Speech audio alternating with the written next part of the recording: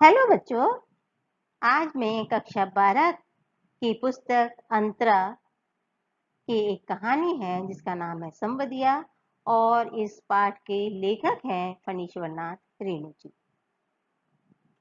बच्चों, रेणु जी पात्रों के सुख दुख मनोभाव को पढ़ने में बहुत ही कुशल हैं और वो उनके अंदर की करुणा को, दुख को, पीड़ा को बड़ी सूक्ष्मता से पकड़ लेते हैं।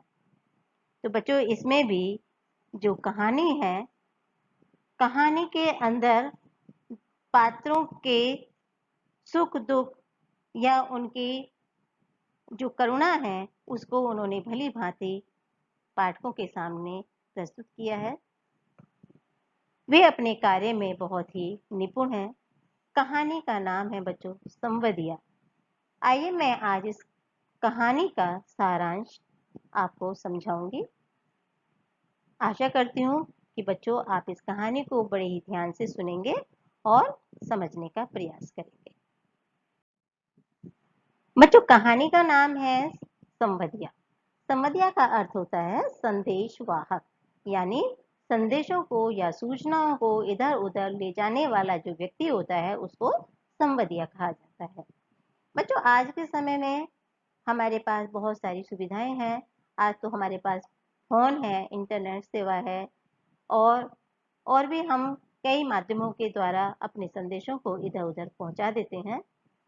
लेकिन काफी समय पहले जब पोस्टमैन या डाकिया जिसको हम कहते हैं, इनकी सुविधाएं नहीं थी, तो लोग एक व्यक्ति को ऐसा चुन लेते थे जो उनकी बातों को पूरी तरीके से हूबहू उसी हाव भाव, दुख दर्द को महसूस करते हुए आगे पहुंचा सके। तो उसी संवदिया के आधार पर ये कहानी है और संवदिया ही यानी संवदिया का नाम इसमें हरगोविंद है और वो हरगोविंद भी किस तरीके से अपनी बात को कहने में कुशल है और किस तरीके से उस दुख और करुणा की पीड़ा को महसूस करता है, यही सब इस कहानी में दर्शाया गया है। बच्चों, एक गांव है जिसका नाम है जलालगढ़। जलालगढ़ में हवेली है और वहाँ बहुत सारे खेत खलियान हैं। उस हवेली के अंदर मतलब 4 भाई थे और वो चारों भाई उनके अपनी पत्नियों के साथ में रहते थे। नौकर चाकर भी किसी जमाने में वहाँ काम किया करते थे और उस हवेली में कभी बहुत सारी रौनक हुआ करती थी। खेत के कार्य को भी सब मिलजुल करके काम करते थे। और बच्चों, एक दिन क्या हुआ, बच्चों इस गांव में ये हवेली थी और किसी समय इस हवेली में खूब चहल पहल हुआ करती थी। लोग यहाँ पर खूब नौकर चाकर भी रहते थे, लोग मिलजुल करके काम करते थे। लेकिन आज ये हवेली बिल्कुल सुनसान हो गई है। इसमें केवल एक बड़ी बहुरिया ही बची है। आप देख रहे हैं, जो इस तरीके के काफी बड़े बड़े मकान हुआ करते हैं, इनको पहले हवेली कहा जाता था। बच्चों, उस हवेली में जो बड़ा भाई है वो कुछ घंटे की बीमारी से ही बहुत परेशान हो जाता है और उसकी वहां पर मृत्यु हो जाती है।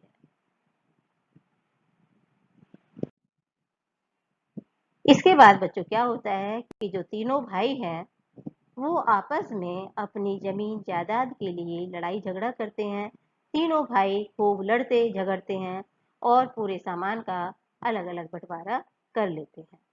यानी जमीन को भी बांट लेते हैं, जो उनके बाग बगीचे थे, घर आंगन में जो भी सामान था उस सब का बंटवारा कर लेते हैं और अपने अपने पत्नियों के साथ शहर में जाकर के बस जाते हैं।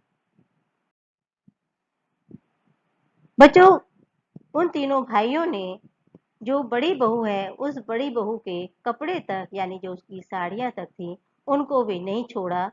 उनको भी उनका भी बंटवारा किया, यानी साड़ी के भी 3 टुकड़े करके उनको भी बांट लिया। और यह सब दृश्य हर गोविंद नाम का जो संवदिया है वह स्वयं देख रहा था। उसने अपनी आंखों से इस सीन को देखा था। बच्चों, अब हवेली में और कोई नहीं है। अकेली बड़ी बहू रह गई है। कोई कमाने वाला नहीं है। अकेली दिन रात उस हवेली में रहती है और खुद ही स्वयं कार्य करती है। जो भी घर का काम होता है, कोई नौकर चाकर, कोई कमाने वाला उसके पास नहीं है। ना ही उसके पास कोई इतना पैसा है। उधार ला ला करके अपना खाती है। रोजाना बथुए का साग ला करके वो खाती है और उसी से अपना गुजर बसर करती है। तो बच्चों, एक दिन वह बहुत ही परेशान हो जाती है और वह वहाँ पर रहना नहीं चाहती। सोचती है, क्यों ना मैं अपने मायके में चली जाऊं और वहीं जाकर के अपने भाभी, भाई और माँ के साथ रह लूं। बच्चों, जिससे वो उधार लेकर के आती है, तो उसका नाम है मोदियाइन। वह मोदियाइन भी आकर के पैसे मांगना उससे शुरू करती है कि उधार लेकर के खाती है, मेरे पैसे तो दे दे। लेकिन उसके पास में कोई पैसे नहीं है। वो कहाँ से उधार चुकाए, उसको समझ में नहीं आता। वह हाथ जोड़ करके उसके सामने खड़ी हो जाती है और वह अपरण करती है कि अब वह यहाँ पर नहीं रहेगी।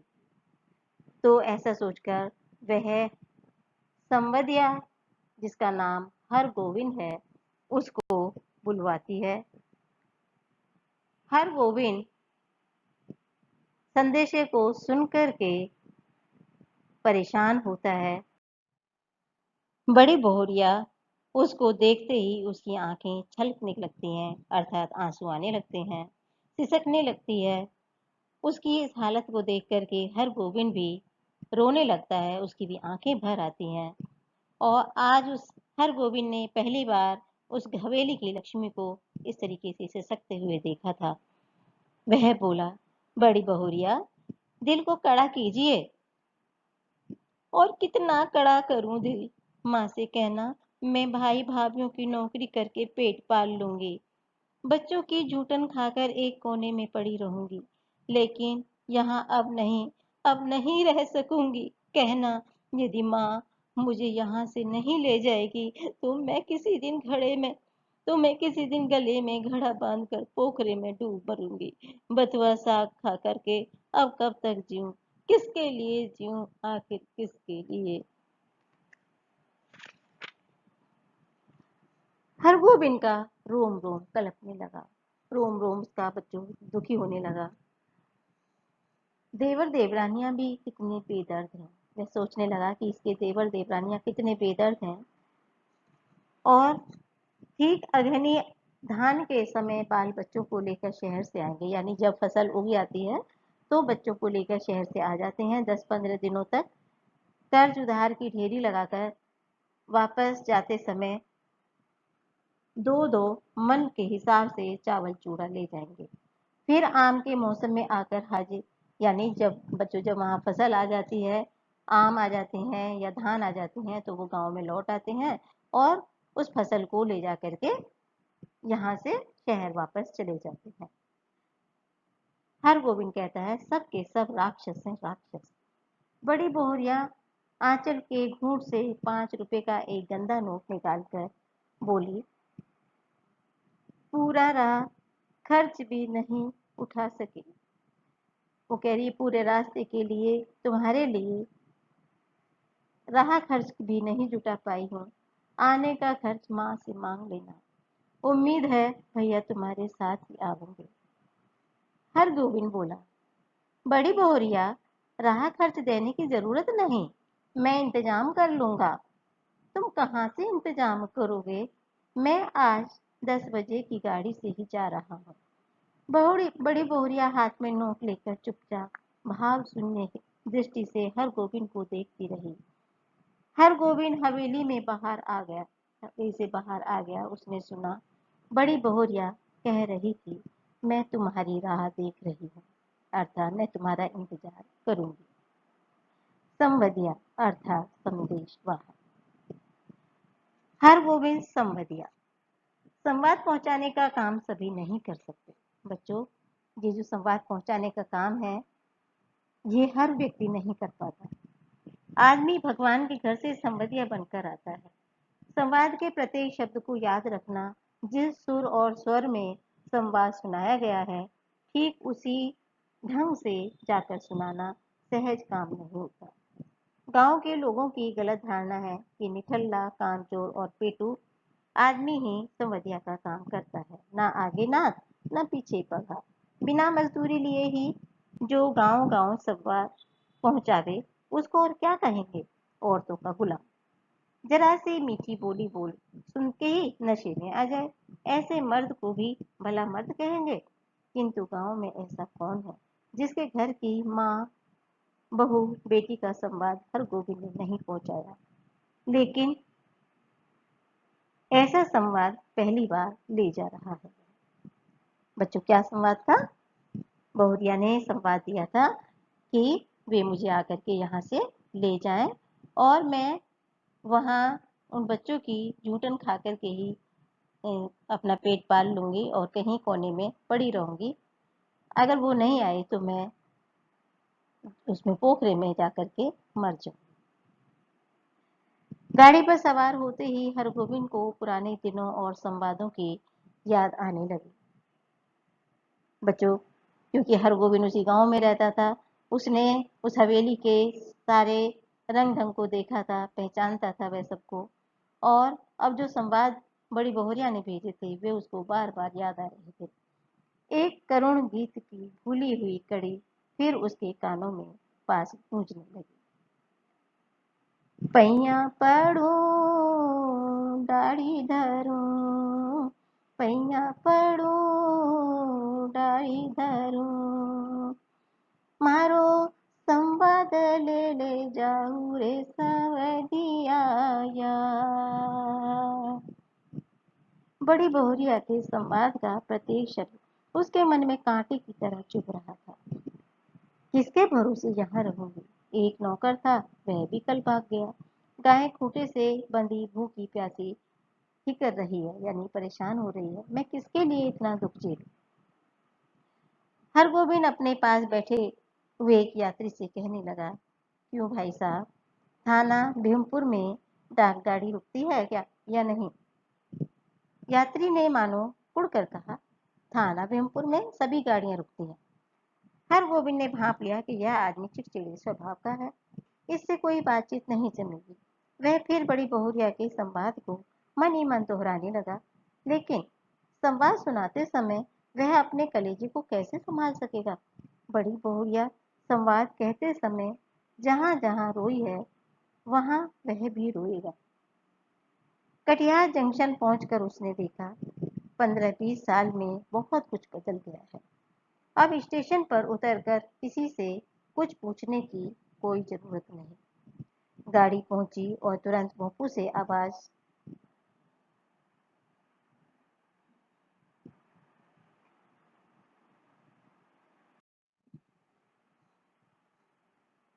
हरगोविंद गाड़ी पर सवार होते ही पुराने दिनों और संवादों की याद करने लगा।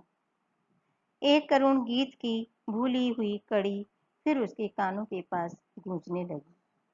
बच्चों, वह गाड़ी में बैठ चुका था, ट्रेन में बैठ चुका था और फिर उसके कानों में एक आवाज गूंजने लगी, पैया पड़ूं दाढ़ी धरूं, मारो संवेद ले जाओ रे संवदिया। या बड़ी बहुरिया के संवाद का प्रत्येक शब्द उसके मन में कांटे की तरह चुभ रहा था। किसके भरोसे यहाँ रहूंगी? एक नौकर था, वह भी कल भाग गया। गाय खूंटे से बंधी भूखी प्यासी रहकर ही परेशान हो रही है। मैं किसके लिए इतना दुख सहूंगी?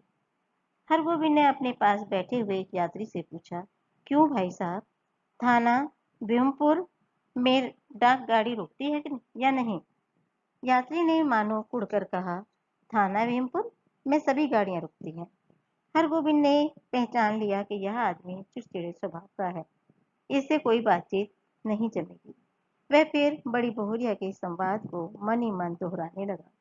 लेकिन संवाद सुनाते समय वह अपने कलेजे को कैसे संभाल सकेगा? बड़ी बहुरिया संवाद कहते समय जहां जहां रोई है वहां वह भी रोएगा।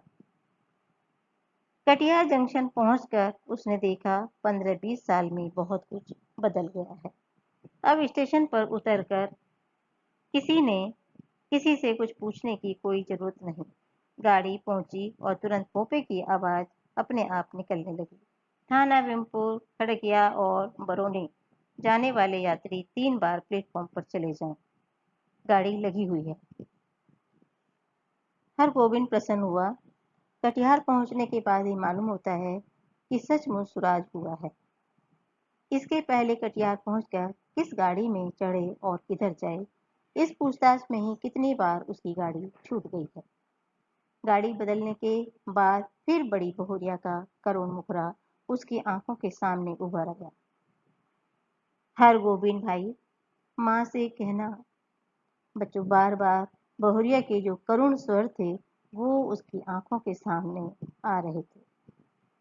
हरगोविंद भाई, माँ से कहना भगवान ने आंखें फेर ली, लेकिन मेरी माँ तो है किसके लिए मैं बथुआ साग खाकर कब तक जीऊं। थाना भीमपुर स्टेशन पर गाड़ी पहुंची तो हरगोविंद का जी भारी हो गया। इसके पहले भी कई भला बुरा संवाद लेकर वह इस गांव में आया है। ऐसा कभी नहीं हुआ उसके पैर गांव की ओर बढ़ ही नहीं रहे थे। इसी पगडंडी से बड़ी बहुरिया अपने मायके लौट आवेगी।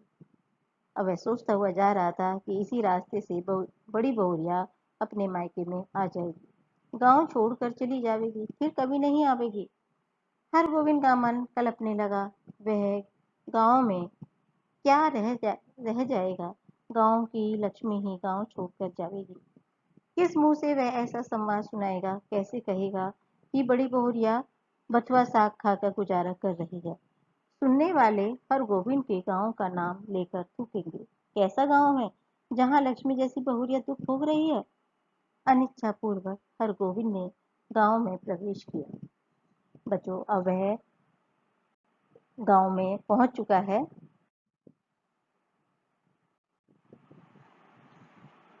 गांव के लोगों ने उसको पहचान लिया। जलालगढ़ गांव का संबंधी आया है, ना जाने क्या संवाद लेकर आया है।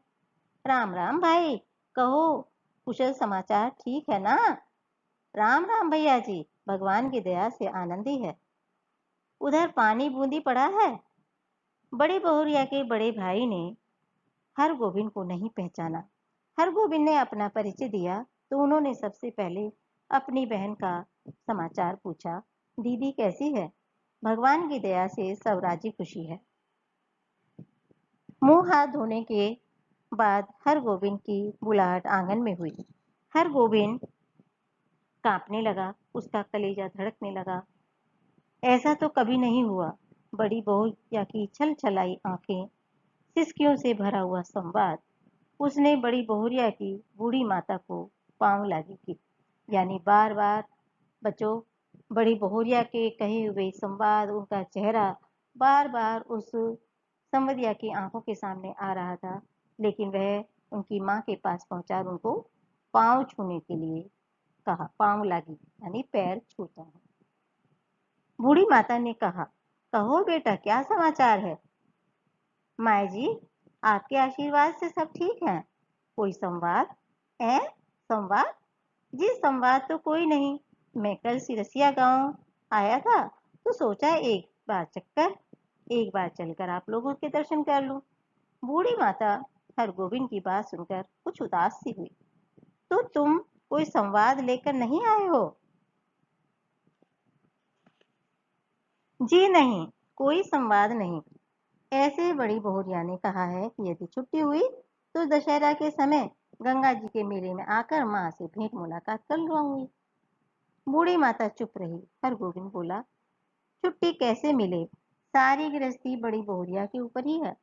बूढ़ी माता बोली, मैं तो बबुआ से कह रही थी कि जाकर दीदी को लिवा लाओ, यहीं रहेगी।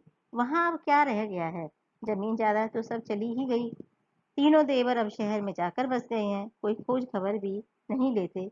मेरी बेटी अकेली। नहीं माँ जी, जमीन जायदाद अभी भी कुछ कम नहीं है। जो है वह बहुत है, टूट भी गई है तो आखिर बड़ी हवेली ही है, स्वांग नहीं है। यह बात ठीक है, मगर बड़ी बहुरिया का तो सारा गांव ही परिवार है। हमारे गांव की बड़ी लक्ष्मी है बड़ी बहुरिया। गांव की लक्ष्मी गांव को छोड़कर शहर कैसे जावेगी? जो देवर लोग हर बार आकर ले जाने की जिद करते हैं। बूढ़ी माता को अपने हाथ हर गोविंद को जलपान करा दिया। बच्चों, उसने खाना खिलाया। बच्चों, बड़ी बहुरिया की माँ ने संवदिया के लिए जलपान दिया, खाना खिलाया और कहा कि जाओ आराम कर लो।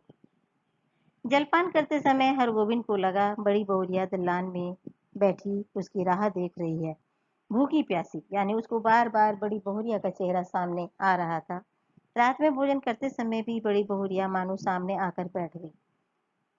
कर्ज उधार अब कोई देते नहीं, एक पेट तो कुत्ता भी पालता है, लेकिन मैं माँ से कहना। हर गोविंद ने थाली की ओर देखा। दाल भात, 3 किस्म की भाजी, घी, पापड़, अचार। बड़ी बहुरिया बथुआ साग उबाल कर खा रही होगी।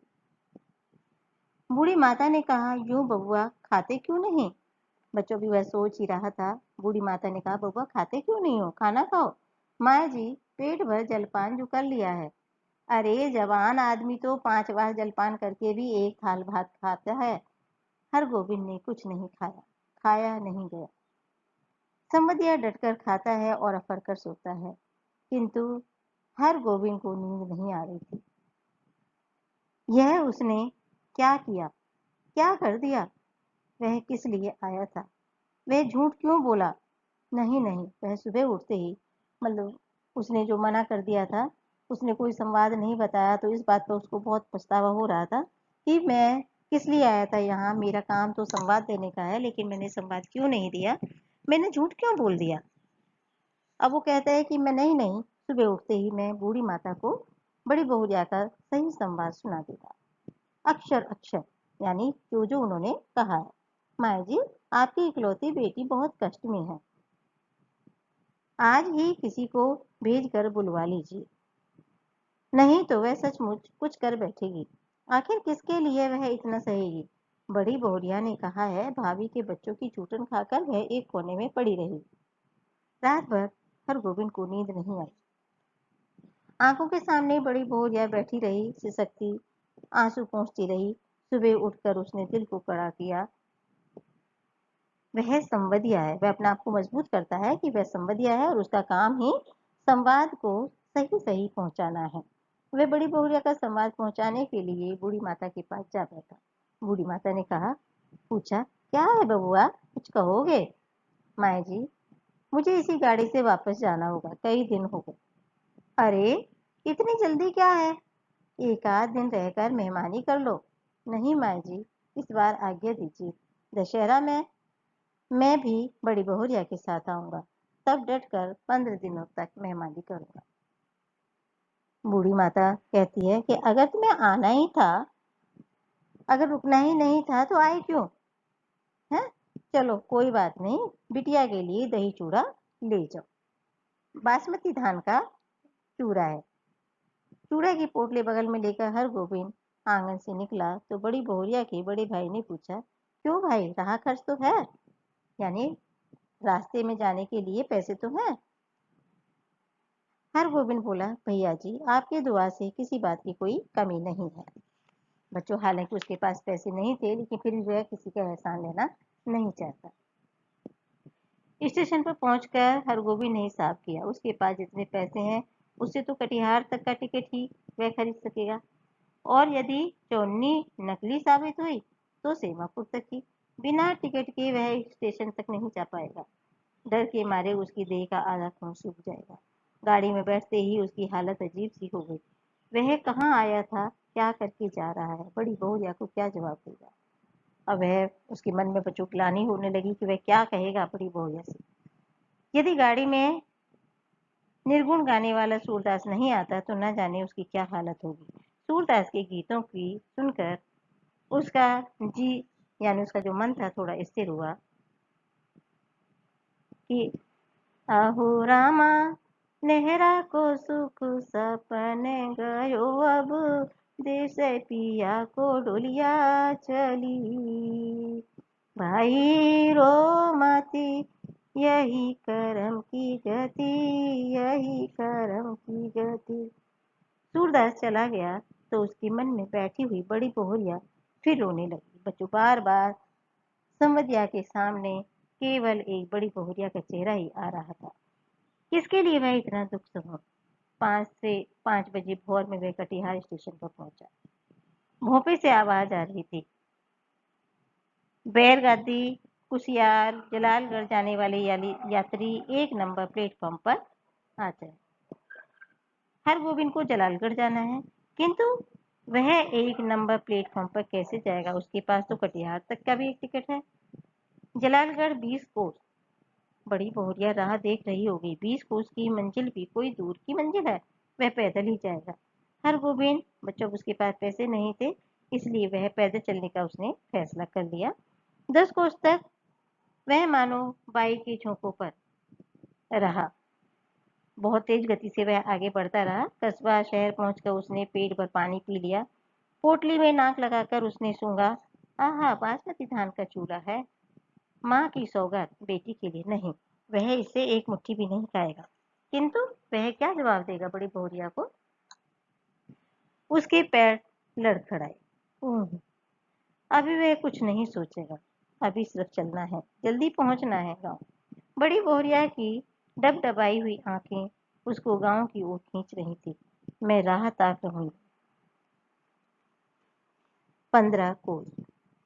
माँ से कहना अब नहीं रह सकूंगी। अब 15 कोस तक रह गया।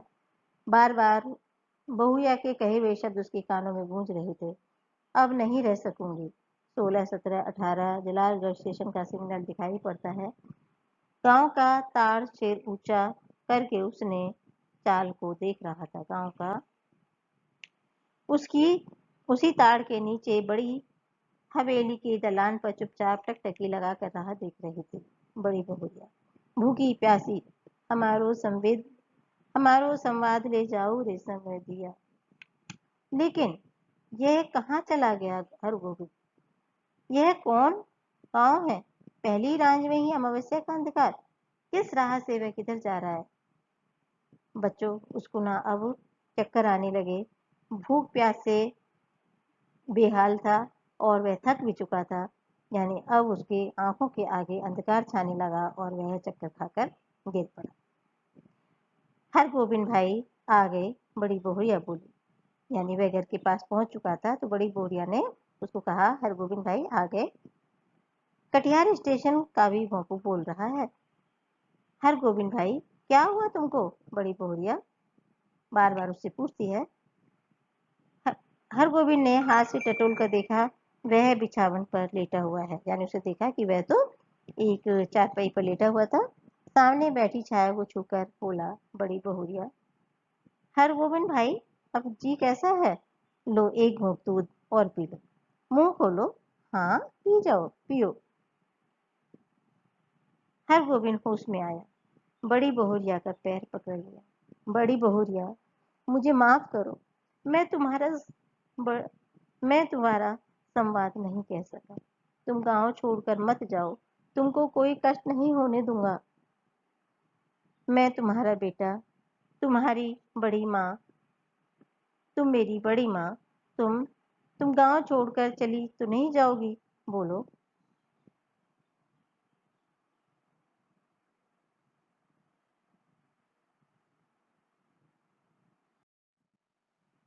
तो बच्चों, इस तरीके से देखा कि बड़ी बोहरिया का संवाद वो किस तरीके से ले जाता है और किस तरीके से वहां उनको पहुंचाता है। पहुंचाने का जो उसका काम है वह उसको पहुंचाता नहीं, बल्कि अपने विचारों को ही बदल देता है और वह स्वयं उनका बेटा बन करके उनकी सेवा करना चाहता है। तो बच्चों, ये थी कहानी जिसमें करुणा या करुण संदेश और दुख भरा संदेश लेकर के जिसको जाना था, वह इतना दुखी हो गया था उस संदेश को लेकर के कि वो बड़ी बहुरिया के मायके में भी उसको नहीं पहुंचा सकता था। इसलिए वे स्वयं उनका बेटा बनना निश्चय कर लेता है और वो प्रण लेता है कि वह ही उनकी देखभाल करेगा। तो बच्चों, ये थी कहानी, आपको शायद समझ में आई होगी। बच्चों, इसी पाठ के जो प्रश्न उत्तर हैं वो हम प्रश्नोत्तर और लेखक की जीवनी हम अगली वीडियो पार्ट 2 में देखेंगे। और जब तक के लिए आप बच्चों इस कहानी को आप ठीक से पढ़िए, समझिए, और अगर कोई भी किसी तरह की आशंका है, आपके मन में कोई प्रश्न है, तो आप कमेंट्स बॉक्स में कमेंट्स कीजिए। बच्चों, मेरी ईमेल आईडी है sarojhindipathshala@gmail.com। इसके द्वारा भी आप अपने जो सवाल हैं वो पूछ सकते हैं। बच्चों, मैं आपसे गुजारिश करती हूँ कि आप मेरे चैनल को सब्सक्राइब कीजिए, लाइक कीजिए और अधिक से अधिक शेयर भी कीजिए। Thank you.